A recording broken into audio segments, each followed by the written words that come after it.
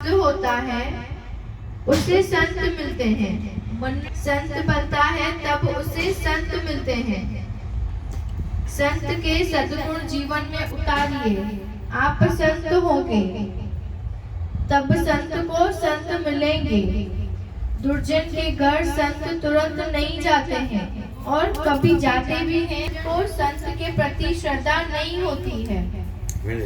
भगवत कथा करने वाले वक्ता और कथा श्रवण करने वाले संत बनते हैं।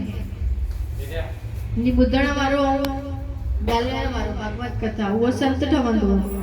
संत होने के लिए घर छोड़ने की जरूरत नहीं है, व्यवसाय छोड़ने की भी जरूरत नहीं है। जब बाई राजमहल में रहती थी, नरसिंह मेहता घर में रहते थे। घर में रहकर मानव संत हो सकता है। जो प्रवृत्ति छोड़ देते हैं वे भक्ति नहीं करते हैं, तब वे और पाप करते हैं।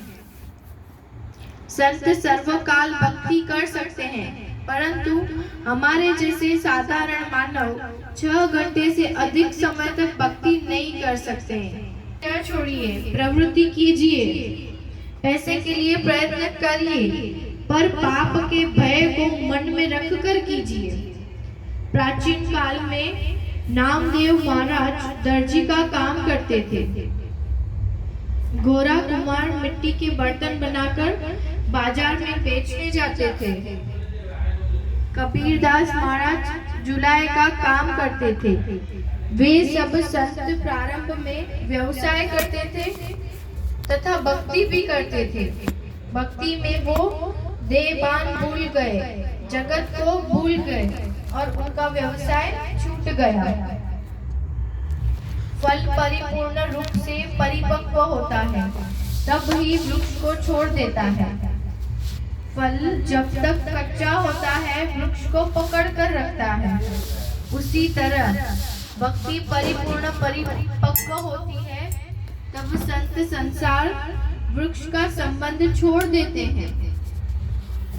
संत को जब तक देह का भान रहता है तब तक किसी को कोई वस्तु में मुफ्त में लेते नहीं हैं। संत ऐसा मानते हैं कि दूसरे के पदार्थ मुफ्त खाने से बुद्धि बिगड़ जाती है। संत परिश्रम करते हैं, व्यवसाय करते हैं और व्यवसाय में पाप का भय रखते हैं। मुझे परमात्मा के चरणों में जाना है, मुझे भगवान से मिलना है, ऐसा सोचते हुए जीवन के लक्ष्य को संत बोलते नहीं हैं। किसी के घर जाना पड़े तो बैठे न रहिए। कई लोग ऐसे होते हैं कि दामाद की तरह बैठे रहते हैं।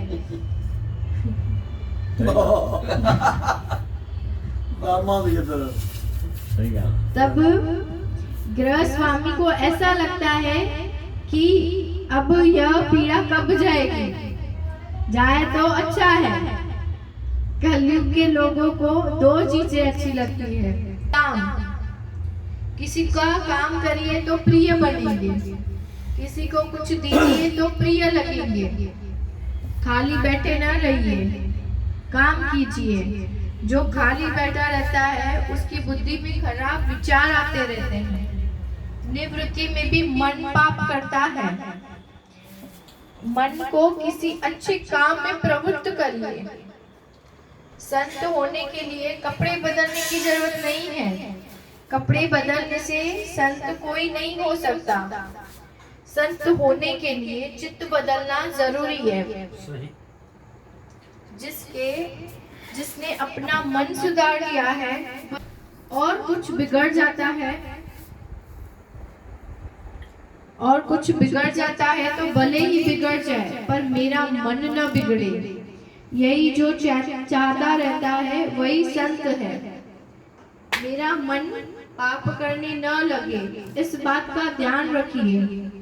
तन की देखभाल सब करते हैं, जो मन की देखभाल करता है वही महान बनता है। लोग कपड़ों की देखभाल करते रहते हैं। कई माताएं आचार की देखभाल करती रहती हैं, बार बार आचार को देखती हैं। आचार बिगड़ जाएगा तो नया बनाएंगे, पर मन बिगड़ जाएगा तो नया नहीं मिलेगा। संत मन की बहुत देखभाल करते हैं। 3 काम करें तो आप संत बनेंगे। मन की देखभाल कीजिए और दृष्टि को गुणमयी बनाइए। जिनकी दृष्टि गुणमयी है, जो किसी के दोष नहीं देखते, वह संत बनते हैं। दृष्टि ज्ञानमयी कृत्वा पश्येत ब्रह्ममय जगत। जिनको दोष देखने की बुरी आदत पड़ जाती है, जिनको दोष देखने की बुरी आदत पड़ जाती है, उन्हें सदैव संतों में भी दोष दिख पड़ते हैं। दोष अधिक होते हैं तब उसे जगत में अधिक दोष दिख पड़ते हैं। जब सद्गुण अधिक होते हैं तो उसे सब सृष्टि सद्गुण से पूर्ण दिख पड़ती है। दृष्टि को गुणमय दोष देखने की इच्छा हो जाए तो अपने दोष देखिए। मैं कहाँ कम दोष है, हम में कहाँ कम दोष है, बहुत दोष है हम में। मन की खोजबीन कीजिए, मन की खोजबीन कीजिए।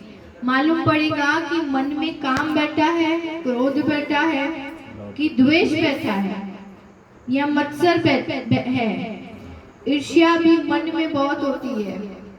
हमारे भीतर बहुत सारे दोष हैं।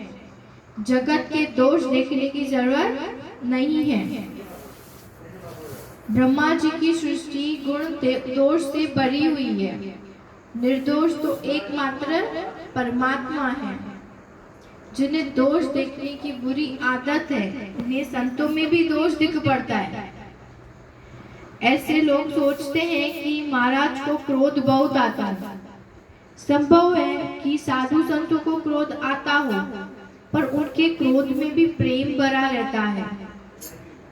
हमारे जैसे साधारण व्यक्ति अपने स्वार्थ को सिद्ध करने के लिए क्रोध में आते हैं, जबकि संत दूसरे के कल्याण के लिए क्रोध करते हैं। संभव है कि साधु संत में आपको लोभ दिखाई दे, पर उसके पीछे उनका भाव बहुत शुद्ध होता है। उन्हें समाज सेवा में लगाने की प्रभु की प्रेरणा होती है। संत में भी दोष होते हैं। संत में एक भी दोष न हो तो वे शरीर धारण ही नहीं कर सकते। जो पूर्ण निर्दोष होता है वह परमात्मा से भिन्न नहीं रहता। वह तो भगवान में मिल जाता है। वह भगवान से एक रूप हो जाता है। मानव ने एक बड़ी भूल की है, इसी से वह मलमूत्र से भरे शरीर में आता है।